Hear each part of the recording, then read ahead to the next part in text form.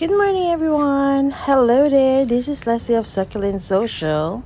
We are here at the front of our garden, and I just want to show you this beautiful purple delight and how they are blooming very beautifully. So for today's video, we are going to feature on how to propagate the leaves of this purple delight. Oh, look at those. These are slug bites. Same with that one, the hole in there. And I have a few of the pots here in my front yard. I have 1, 2, 3, and then I also have this gorgeous little fellow here. Look how beautiful they are. So if you're new to our channel, that's good. Thank you for visiting. And if you've been with us for a while, you might have noticed that we haven't posted any videos recently. And that is because we had a baby. We have a new addition to our family. His name is Miguel, and he's actually with me right now in the garden getting some morning sun. This have been with me for quite a while, as you could notice with the trunky stem. I haven't been beheading them. I am just allowing them to have babies, and what I do usually is get the lower leaves. So as you know, how they grow is they grow new leaves from the top. So all these lower leaves are the older leaves. They're more mature, and I just take them like that. And I'm going to show you how to propagate them. Yeah, I also want to show you a little bit of the super bum that I have here. You know what I don't want to show you? I don't want to show you how much weeds we have to do in our front yard. We have to really mow it here badly, but I didn't realize that having a newborn is really taking will take a lot of your time, but we'll take it as we go. All right, let's start. All right, so let's look at this big chunk here. So as you can see, they're all really chubby. It's easy to get their leaves. You basically just wiggle them side to side, and you'll be able to hear a little like a snap sound, and you can see that we actually took the whole leaf, including this part that is so attached to the stem. So bear with me. I'm actually taking this with Miggy in one hand. So this is just what we're gonna do. We're just gonna remove all the leaves, not all the leaves, but the lower leaves. It's actually satisfying. This is a good ASMR as well. See? Yeah. So yeah, as I mentioned, I don't behead them. I just get the leaves. By doing so, I can control the size that they will have. But there are also some portions where I've cut before, and now all the babies are coming. And I'll show you later how they look like after they have grown some pups.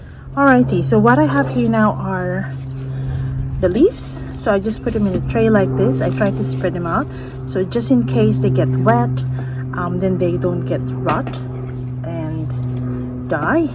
So I will keep it here for about 2 to 3 months, and after 2 to 3 months they would look like this. I feel like we're doing those kitchen show we're in. No, they'll put something in the oven and then it will come out as a cooked meal already. So anyway, this is how it will start, and this is how it should look like after 2 to 3 months. So as you can see, there will be pups, there will be roots as well. Some of them will have dried leaves like this, and that's okay. That means they just actually fell off from the mother leaf. The mother leaf has already given off all its nutrients, and now it's like this. So some of them are still attached. Yeah, so as you can see, almost all of them are almost all the leaves have actually produced pups and roots, and yeah, I'm so happy about it. There are some leaves that are like this. They don't have any pups, they just have roots, and yeah, it just happens.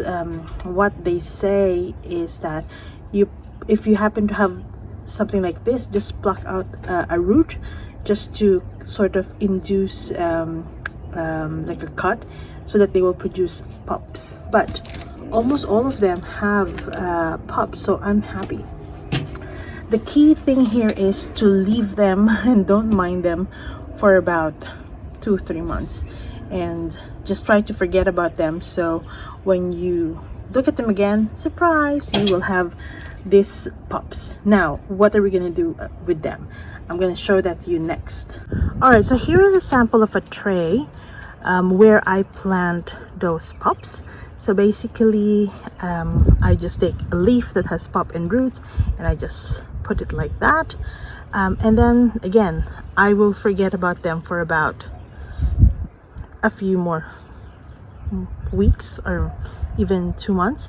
And then after that, they will turn into something like this. So as you can see, the Purple Delight that we have here at the end, they have already grown. So they used to be attached with the leaves, and now they have already grown. Even these tiny ones here are growing. And now it's all up to you if you want to grow them in here, or if you'd like to sort of individually pot them. Some people from here, they would directly pot them in single pots just so that they will grow there, and that's all fine. That's all up to you. That's all up to, you know, how much pots you have and how much space you have to keep them. So if you pot them individually, they would look something like this. So they're already in their seedling trays, and they'll happily grow there. And if you wait a few more weeks and months, they will grow much bigger. They will grow into something like this. So some of these grew from leaves, and some of them are cuttings, but they would eventually give you lots of babies to enjoy. And yeah, that's all about it. So this whole process took about maybe 5 to 6 months before you can grow something like this. It really depends on the season. Graptopetalum are actually winter growers, so they will grow a lot during winter. Plus, it's during winter time that they give this really nice color, shade of pinkish purple. And so after a few months, you can enjoy it. Imagine the number of leaves that we took. If all of them will grow into new pots and new plants, then you will have a lot of Purple Delight in your garden, which you can use as gifts, or you can sell them, and yeah, you can enjoy them. You could grow them all in your garden and have a really nice selection of succulents. All right, before we end, just a few care tips that I would like to mention. When they are at this stage, I don't really water them. I don't mind them at all. I forget about them. And when they turn into this one, once they have roots, that is the time that I plant them into the soil. When they're like this, I don't even water them. I don't mist them. Just remember that the mother leaves actually has enough nutrients and has enough water to support the pups, so you don't actually need to mist them. Remember that the leaves store water. That's the main characteristics of succulents, so your pups will grow even without misting them. When they are transferred into soil like this, that is the time that I start watering them, and slowly introduce water. As you can see, I plant them with leaves. Some of them I plant just with the heads because the leaves have already dried out, and that's okay. I can even remove this, and this would still have roots in it. So I just water them, and I always do the soak and dry method, wherein I put in some water, and then once they're dry again, then that's the time that I would water them. So soak and dry method. Yep, and that's about it. All you need to do at this stage is just patience and time so until you will have all your new plants. And that's about it. If you have any questions, please do comment below and let us know, and we'll try to answer it as best as we can. Thank you so much for watching. Have a good day. Bye.